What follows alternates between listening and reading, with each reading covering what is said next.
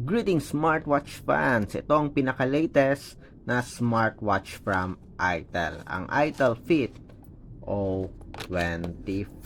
At sa video na ito, alamin natin ang design, ang features, kasama na rin yung specifications ng ITEL Fit O25 smartwatch. So, kung balak nyong bumili ng O25, may plano kayong bilhin yung pinaka-latest na smartwatch from ITEL, panoorin nyo muna yung video nito. Alamin muna natin kung ano nga ba ang features na loaded sa smartwatch nito, kasama na rin yung design. So, sa mga bagong salta sa ating YouTube channel, subscribe na sa ating nag-iisang Smartwatch Pinoy TV. Okay, so umpisa na natin. Tingnan natin ang ITEL Fit O25. So, ito yung packaging natin. Ang O25, ang Fit O25, ay isa sa mga premium na smartwatch from ITEL. Kung napapansin nyo, meron tayong ditong AMOLED screen display. Metal yung body frame, hindi siya plastic. At IP68 waterproof rated pa. E, ano nga ba yung features dito? Ito, maganda rin yung brightness, 650 nits brightness. Kadalasan kasi nito, it's either 600 or 400 lang. Meron ding AI, watch face, always on display at Bluetooth call support. So, meron tayong specifications dito. Titingnan natin mamaya. And yung sa smartwatch nga natin, ito yung design. Metal body frame, flat. Meron tayong ditong crown button sa gilid. Rotary siya. At the back, plastic pogo pin, hindi siya wireless charging. Flexible silicone strap na may quick release pin. So, yung design niya, simple lang. Sporty, elegant yung dating. Metallic, dito sa gilid. Brush finish. And yung sinasabi ko nga, rotary crown button. Sporty strap, medium size yung body frame. Yan. Very sharp yung screen, full touch screen, and solid yung pagkakayari. Yung sa specs niya, tingnan natin.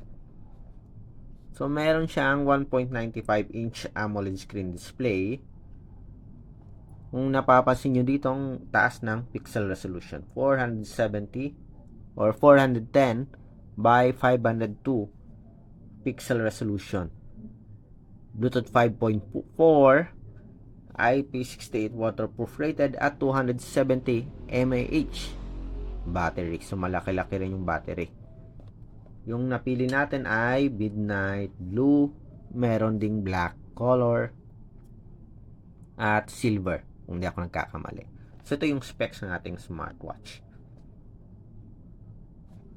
So, sa features, tingnan natin. Ito preloaded ng iba't ibang watch faces.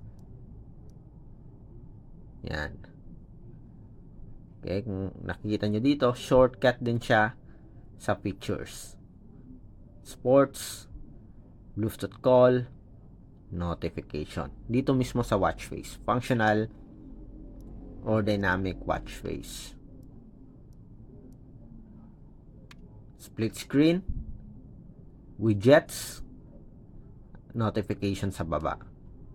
Yan.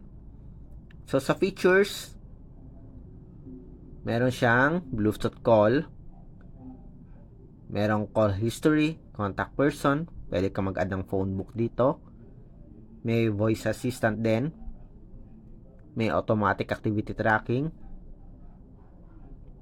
sports functions, meron din, may swimming pa nga kung napapansin nyo. Okay, with its IP68 waterproof rating. Workout records, may heart rate monitoring din, sleep monitoring, blood oxygen monitoring, blood pressure, message notification, weather report, music control, at breath training. So, merong the usual or tools na common. Default na to sa mga smartwatches. Meron tayong stopwatch, timer, alarm, Meron din calendar at calculator.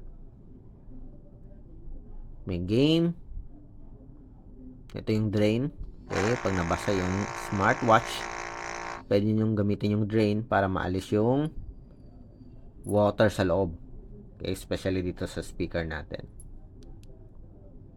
Sa settings, multiple language support.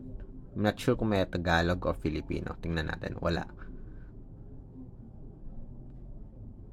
QR code. May password din. Security. Sa display natin, ito yung mga options natin. May brightness.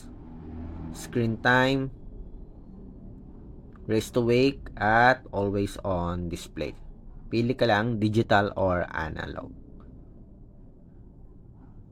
Notification support, at ito, may wake screen sa notification.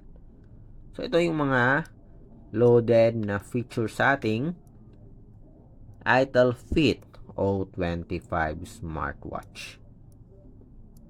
Simple, pero elegante yung dating. And may premium body frame and screen display.